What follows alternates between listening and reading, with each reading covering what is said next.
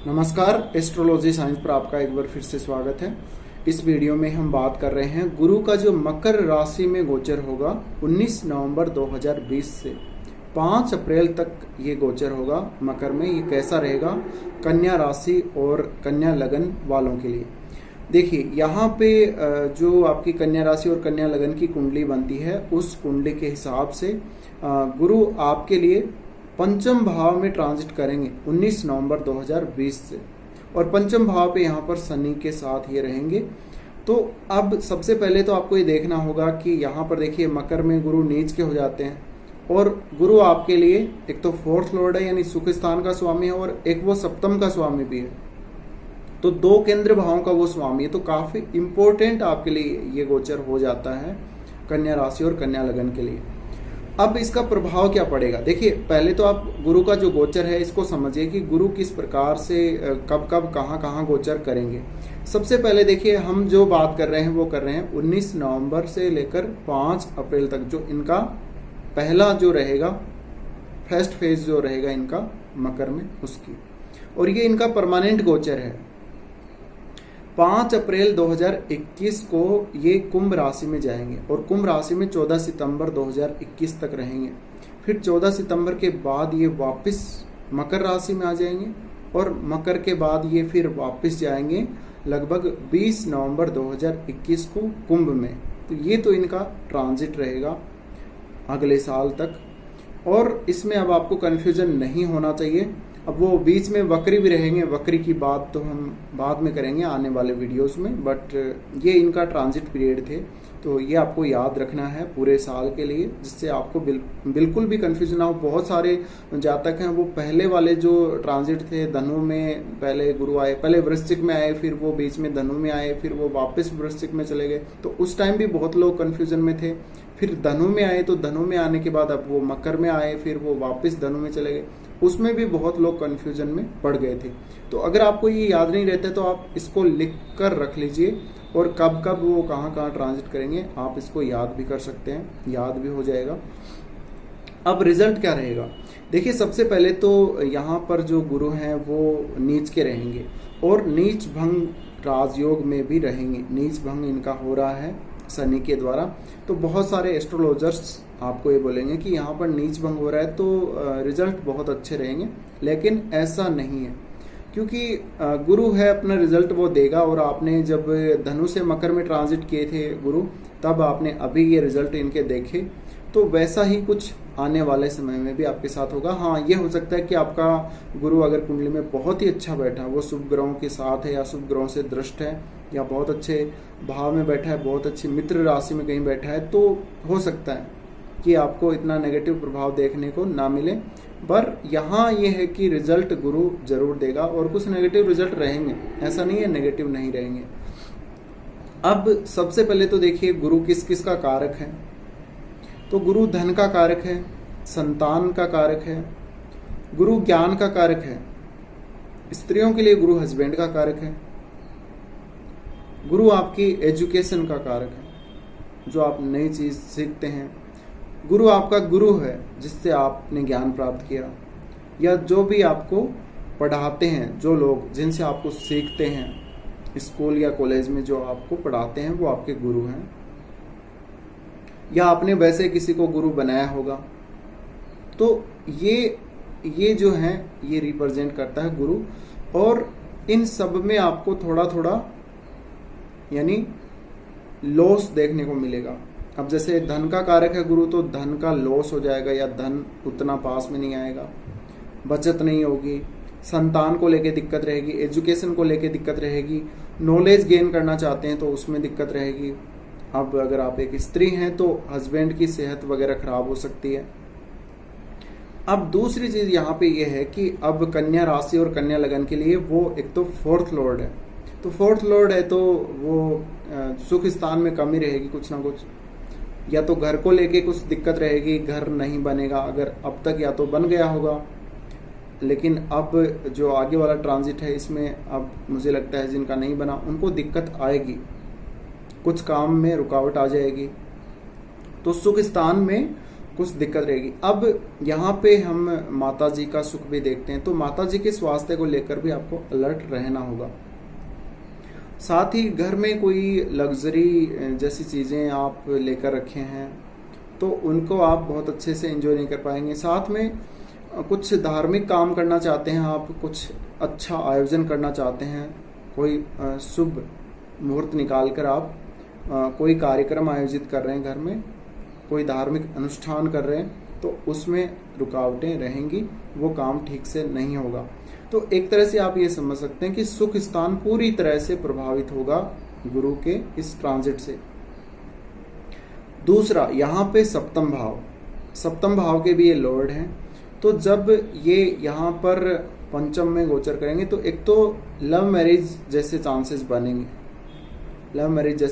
बनेंगे और प्रेम संबंधों के लिए हालांकि अच्छा नहीं रहेगा, नीच का गुरु है तो, पर कुल मिलाकर फिर भी आप कहीं ना कहीं ऐसे स्थितियों को देखेंगे आपके जीवन में, आपकी लाइफ में आने वाले समय में कुछ ऐसी स्थितियां क्रिएट होंगी जहां पर आपको कुछ नए प्रेम संबंध की संभावना बनेगी लाइफ में।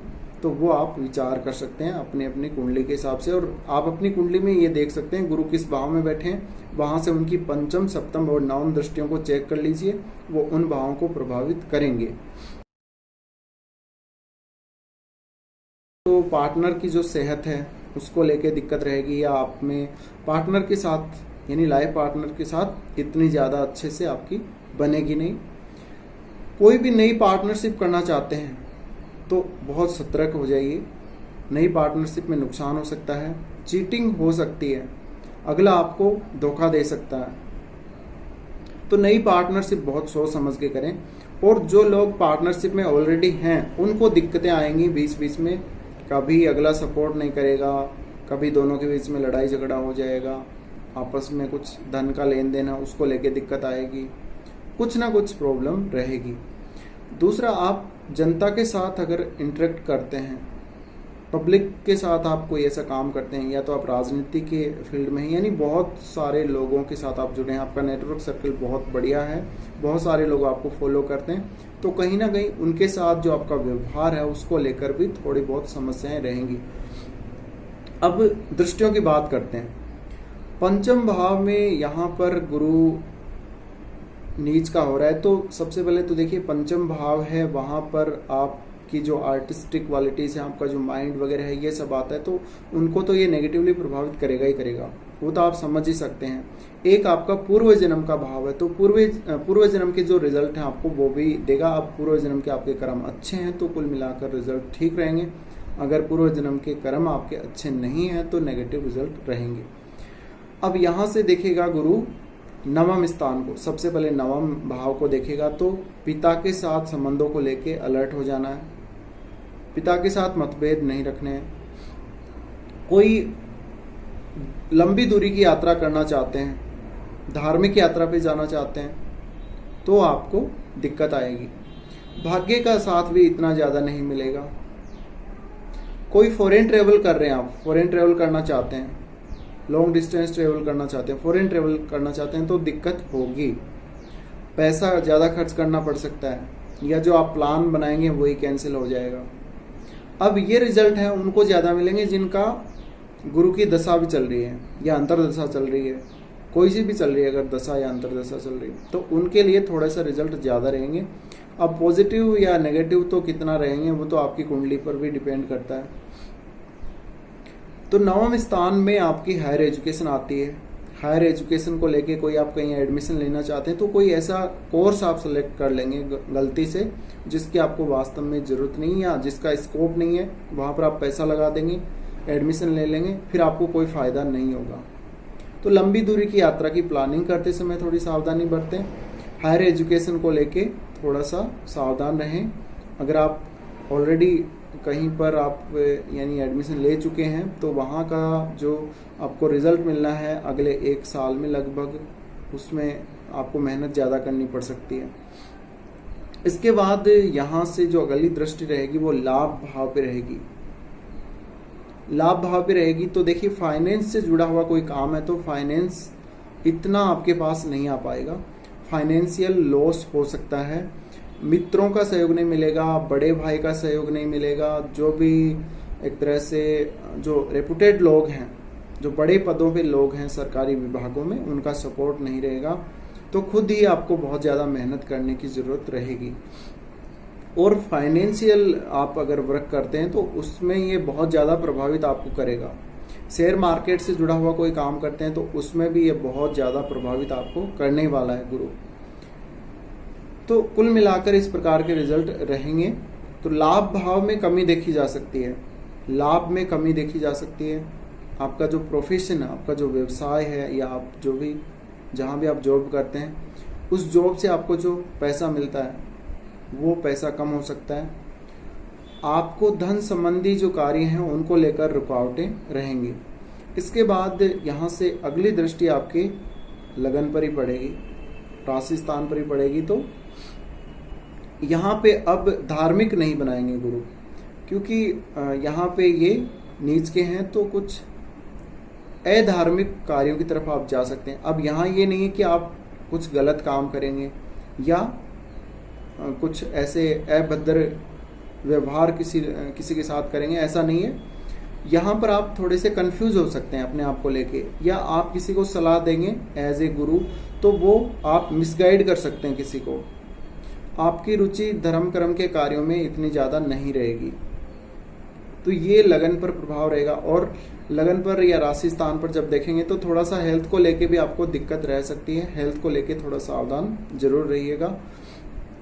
आप अगर धार्मिक पुस्तकें पढ़ने के शौकीन हैं तो उनमें आपकी रुचि नहीं रहेगी। तो अब कुल मिलाकर आप यहाँ पर समझ गए होंगे कि किस प्रकार के रिजल्ट आपको मिलेंगे कन्या राशि और कन्या लगन को। अब आपको थोड़ी सी इसमें रेमेडी बता देते हैं साथ में, क्योंकि आपकी ये रिक्वेस्ट थी कि आप रेमेडी भी साथ साथ जानना चाहते हैं। तो देखिए, अगर आपका गुरु कमजोर है, कैसा भी है, गुरु का मंत्र ओम गु गुरुवे नमः बहुत सिंपल सा मंत्र है, वो आप कर सकते हैं। ओम गु गुरुवे नमः, इसकी आप एक माला प्रतिदिन कर सकते हैं। अगर आप कर रहे हैं तो बहुत अच्छा है। आप गुरु की अष्टोत्तर शत नामावली है उसका पाठ कर सकते हैं, गुरु कवच का पाठ कर सकते हैं। इसके अलावा आप स्टोन पहनने की कोई इतना बहुत वो जरूरी नहीं है कि आप स्टोन पहने, पर यहाँ पर पूजा पाठ करेंगे तो बहुत अच्छा रहेगा। गुरु कवच का पाठ करने से बहुत आपको फायदा मिलेगा। मंत्र जप भी बहुत अच्छा रहेगा। इसके अलावा आप गुरुवार को फास्ट रख सकते हैं, गुरुवार को केला ना खाएं, गुरुवार को केले के पौधे की सेवा कर सकते हैं, उसकी पूजा कर सकते हैं। जब आप स्नान करते हैं तो स्नान करते समय जो आपने पानी रखा है डालकर स्नान करने के लिए, उसमें चुटकी भर हल्दी डाल सकते हैं आप। इसके अलावा आप पीले वस्त्रों का प्रयोग ज़्यादा कर सकते हैं, पीला भोजन कर सकते हैं। जैसे अगर चावल खा रहे हैं, चावल बना रहे हैं, तो उसमें थोड़ी सी मात्रा में हल्दी डाल सकते हैं। यानी बात यह है कि पीले कलर का भोजन, येलो कलर का भोजन आप करें तो गुरु अच्छे रिजल्ट आपको निश्चित रूप से देंगे। तो फिलहाल बस इस वीडियो में इतना ही। वीडियो देखने के लिए आपका बहुत बहुत धन्यवाद।